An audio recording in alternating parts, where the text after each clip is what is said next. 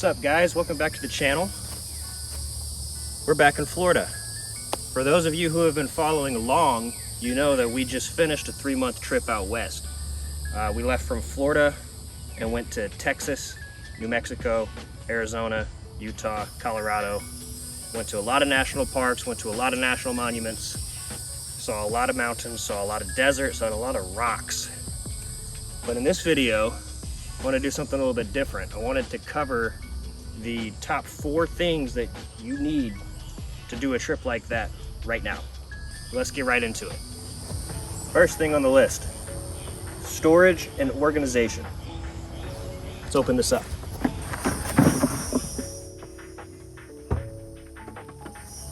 One of the most important things that we had on this trip was storage. We did not have any amount of storage and organization. We would not have been able to make it 3 months. Now, we opted for a handmade wooden platform to kind of act as dividers. That doesn't mean you have to do that, because I'm sure, as you've seen, a lot of people opt for a drawer system, handmade, all this elaborate stuff. You don't need all that. Obviously, that's great to have, especially for longer trips, but for something like what we did, we had this, and then we had boxes off Amazon. This one was our emergency box. We've got gloves, lint roller, laundry pods, hot hands, insect repellent, batteries. And then in here we have our first aid kit. We've got some duct tape.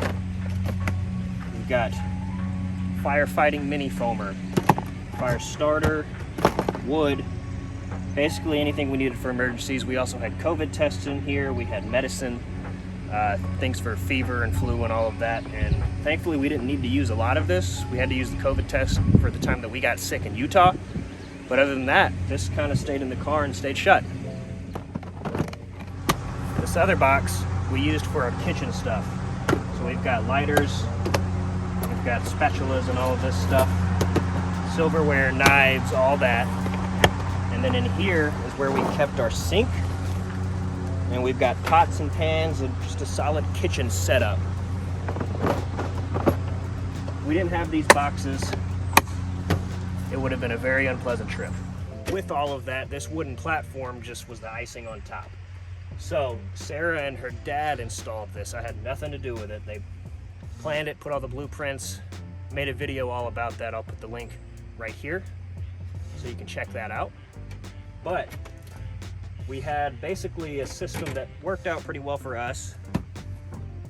We had one half dedicated to these boxes. Go right there.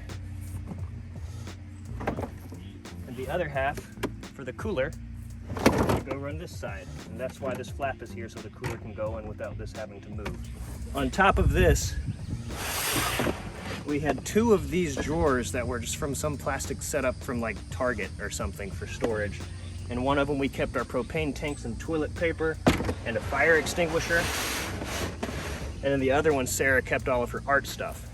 On both sides, we have this little cubby set up. This is where we kept our clothes. We had a little soft shell bag that let it be able to be formed in different ways, whatever we needed. I had my clothes on this side, she had hers on the other side. And then the last section of organization that we had was this little cubby right here. This is where we kept our power. And then we also had our laptops back here and all of my camera stuff. And that was a game changer, because if we didn't have that, it would have been horribly unorganized. Number 2 on the list, a power source. This is the EcoFlow Delta from REI. We opted for this instead of Jackery because it was a little bit more affordable. But this thing is a beast. We used it to charge our phones, our Apple Watches, our laptops, all of my camera stuff, and never had any issues. It's got 6 full-size power, car port, which we didn't use. It's got all the USB ports back here, 2 USB-C, 2 A, and then 2 fast charging, and then a screen to show you where your battery's at. Never had any issues, and we kept it plugged in right here because you can charge it from your car, and every time the car is on, this would just charge up, so that way it would be ready by the time we're ready to camp that night. Next on the list, tent, sleeping situation. Oh no, that doesn't mean you gotta get a nice rooftop tent like what we got. Would that be the best optimal setup? Sure, it would. This was just a convenience thing for us. You can just as easily go and get an affordable tent from Walmart, from REI, from wherever, and just have that folded up in your Corolla. I mean, we saw a handful of people just camping out in older sedans and just kind of making it work. Now, obviously, this thing is very nice to have. It allowed us to set up in under a minute and tear down in the mornings in under a minute. It's a game changer, but it's not a necessity. You need somewhere to sleep though. So number 3 on the list is a tent. Number 4 on the list, the Gaia app. That thing, I cannot stress enough how valuable that app is. It basically has all of the maps of national forests, national parks, and Bureau of Land Management. We would not have been able to camp had it not been for that app. 90% of the time, we were camping in national forests and BLM land, and this thing had it all. It's $40 for a year subscription. So worth it.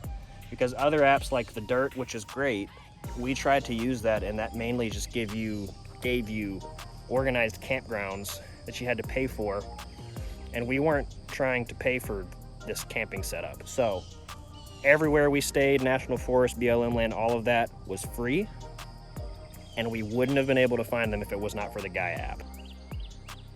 That's the video. It's the 4 things you need to be able to travel right now. Hope you guys enjoyed.